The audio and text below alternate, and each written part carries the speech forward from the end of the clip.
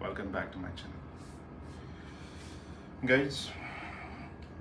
अभी जो ये टाइम है अभी फ़िलहाल it's around 4 AM at morning और मेरे को सो जाना था अराउंड 2 बजे या फिर 1:30-2 बजे करीब, बट मैं सो नहीं पा रहा हूँ। मैं एक चीज़ मेरे दिमाग में बार बार आ रहा है जो आज की मतलब कल की डेट में ऑफकोर्स 12 जून, आज 13 जून हो चुका है 12 बजे के बाद। सो ये जो 12 जून की जो ये प्लेन क्रैश है जो मेरे दिमाग में बार बार ये चीज़ आ रहा है। एयर इंडिया की फ़्लाइट है और इसका मैन्युफैक्चरिंग हुआ था 2013 में बाय बोइंग 787, जो कंपनी ने इस फ्लाइट को बनाया था। And this is the ever happen plane crash. I mean क्योंकि बोइंग की फ़्लाइट एक्चुअली में ऐसा होता नहीं है, बट अब तक मैं जितनी बार फ़्लाइट में ट्रैवल कर चुका हूँ और उस एक्सपीरियंस से भी मैं कुछ चीज़ें आप लोगों को बताना चाहूँगा आज। I am not going to give you a depth knowledge about technicality of aeroplane, but जो मैंने एक्सपीरियंस किया, क्योंकि 241 पीपल जो आज नहीं रहे, जो इस फ्लाइट हादसे की वजह से वो लोग आज नहीं रहे, तो उन्होंने कभी सोचा नहीं होगा कि ऐसा होगा कभी, या फिर जो उनके फैमिली मेम्बर्स है उन्होंने कभी सोचा नहीं होगा कि ऐसा एक सिचुएशन होगा और जिस वजह से उनको ऐसा सिचुएशन का एक सामना करना पड़ेगा all of a sudden, which is really unexpected, really unexpected and so sad news for today for everyone. And और आज से ठीक एक महीने पहले 12 मई मी एंड माई वाइफ हम अपने होम टाउन से हम दिल्ली आ रहे थे। एंड उसमें ऐसा हुआ कि जो हमारा फ्लाइट था, I think it was also Air India flight. So हालांकि क्या होता है, जैसे आप फ्लाइट के अंदर जाते ही मतलब उसमें एटलीस्ट मतलब एसी चल रहा होता है।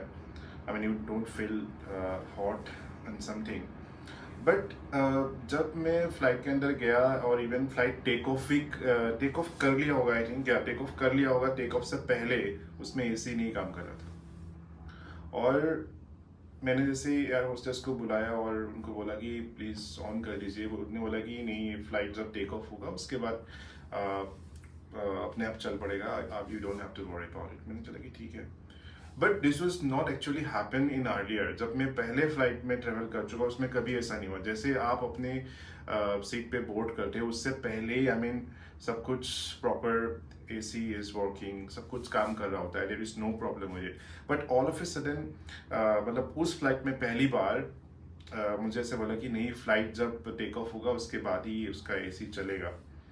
And it was the thing that I noticed. And आज मैं इसलिए ये वीडियो बना रहा हूँ क्योंकि जब मैं आज घर आके ऑफिस से जब मैं न्यूज़ चैनल देख रहा था, उस पर रवीश कुमार जी का जो NDTV का एक इंटरव्यू है, उसमें उन्हें बता रहे थे कि एक जो कुछ 5 डॉक्टर्स ट्रेवल कर रहे थे, I think they are practising in UK।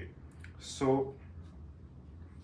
वो जो उनमें से एक आई थिंक एक डॉक्टर वो वीडियो बना रहा था कि AC is not working in this flight, and ऐसे करके वीडियो डाल रहा था। And it was also the same thing which I was experiencing in my last flight. So why they're experiencing this? It's an international flight and that was in May 12 when today is June 12. इतनी गर्मी है और एक international flight है and people are paying a good amount for traveling, but the AC is not working. And जब भी उनमें से बिल्कुल बहुत सारे लोग होंगे जिसने एयर होस्टेस को जरूर रेस किया होगा, क्योंकि फ्लाइट ट्रेवल ऐसा नहीं है कि आप रोज ट्रेवल कर रहे हो, right? You don't know the internal mechanism of A flight की फ्लाइट में क्या चल रहा है क्या नहीं चल रहा है, you don't know. As a passenger I don't know, right? कि बट आपको ये पता है कि आपने पे किया है और आपको ट्रैवल करना है, इस दिन पे आपको ट्रैवल करना है यहाँ से वहाँ, अहमदाबाद से London, you are travelling and you don't know apart from that, आपको कुछ नहीं पता उसके अलावा। आप अहमदाबाद से जब ट्रैवल कर चुका, आपके माइंड में लंदन की पिक्चर चल रही है, यू आर जस्ट इमेजिन किसी को किसी फ्रेंड से मिलना है, किसी को अपनी मतलब घर जाना है, एंड कोई हो सकता है उसमें से who is travelling for the very first time to the London.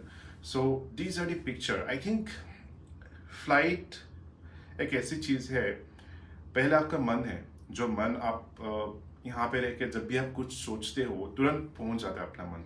I think मन के बाद जो सबसे ज़्यादा जो पिकअप वाली चीज़ है वो एक फ्लाइट है, जो आपको वहाँ पहुँचता है जहाँ आप सोचते हो. आपने अभी सोचा और आपने एक टिकट बुक किया, एंड जो कई दिनों की जो ट्रैवल है उसको कुछ घंटों में आप तय कर सकते हो और जगह पे पहुँच सकते हो. So that is called flight. And हम सोचते भी नहीं एज ए पैसेंजर, जस्ट क्योंकि हमें वहाँ जाना है, वहाँ पहुँचना है, अपने घर वालों से मिलने जाना है, we are travelling right, but we don't think about this कि क्या फ्लाइट में क्या है क्या नहीं है, क्या है क्या नहीं है. But yes there is something guys, क्योंकि जो मेरा एक्सपीरियंस हो रहा है ना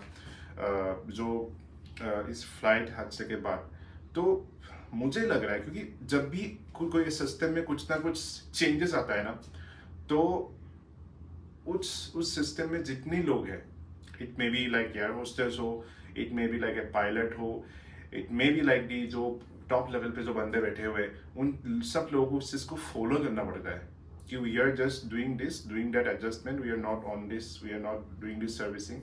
सो ये सब जो इंटरनल लोग हैं उनको पता है, but still they are following this, क्योंकि उनको ये कहा गया है and they have to do their job right. But मेरा कहने का मतलब यही है कि ये बात भाई लोगों की जान को लेके है. आप कितने मीलों ऊपर एक फ्लाइट है ना, फ्लाइट जा रही होती है, एंड उसमें हर एक चीज़ टॉप नोच होनी चाहिए, हर एक चीज़ टॉप नोच होनी चाहिए. अगर कोई बोलता है कि फ्लाइट की जो प्राइस है थोड़ी ऊपर हो गई है, that is absolutely fine. Like लोग 5-6 हज़ार रुपये और फालतू खर्चा कर देंगे, बट जो लोग जो चीज़ अपने जान को लेके बात करते हैं, like did not able to survive like after this. So ऐसा नहीं होना चाहिए. I mean please, I mean do some investigation. I believe कि गवर्नमेंट की तरफ से कुछ ऐसा एक्शन होना चाहिए, कुछ इन्वेस्टिगेशन होना चाहिए, ताकि जो कुछ गाइडलाइंस होनी चाहिए भाई प्लीज़. आई मीन अगर कोई सुन रहा है, अगर गवर्नमेंट की तरफ से मेरी ये रिक्वेस्ट है कि प्रॉपर इन्वेस्टिगेशन होनी चाहिए.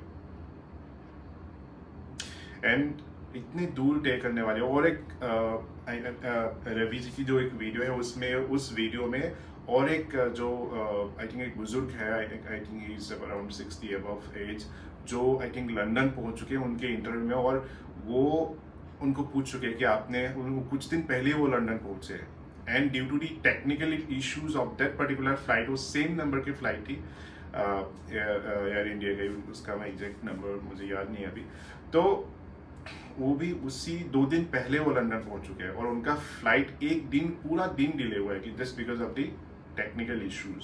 सो क्यों हो रहा है, व्हाई इट इज हैपनिंग.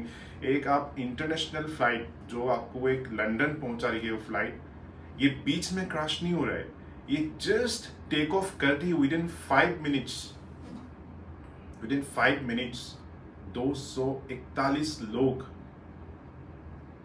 लोगों ने अपनी जान गंवाया, which is really tragic for me. And अगर आप सोचोगे, अगर एक बार अगर आप सोचोगे आप कि भाई 241 जाने, अनबिलीवेबल.